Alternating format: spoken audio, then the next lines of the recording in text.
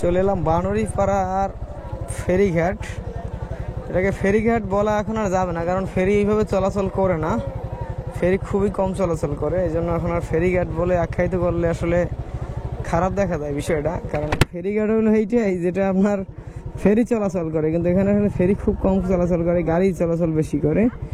তো আমার যেতে হবে স্বরূপকাঠি, মূলত স্বরূপকাঠি বন্দর। এটা কি খোলে না ভাই? এটা খুলে দেয় না?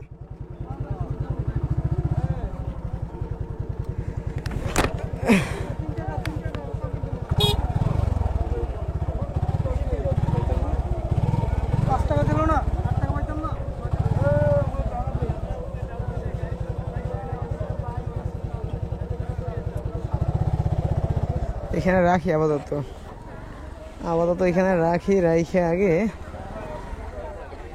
তারপরের তো পরে দেখতেছি।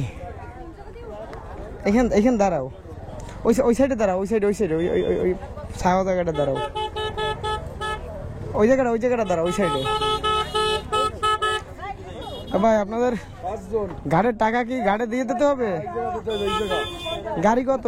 গাড়ি 35, লোক 3 জন থাকলে 40, লোক 2 জন তাহলে 35।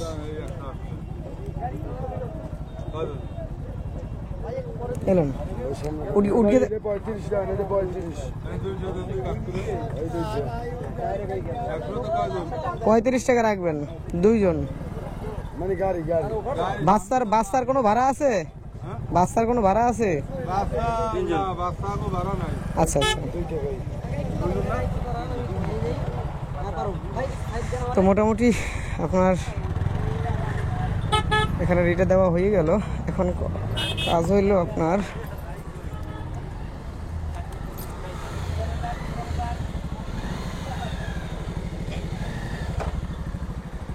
সবাই কি যাইতে পারবো? মনে তো হয় না যে সবাই যাইতে পারবো একসাথে।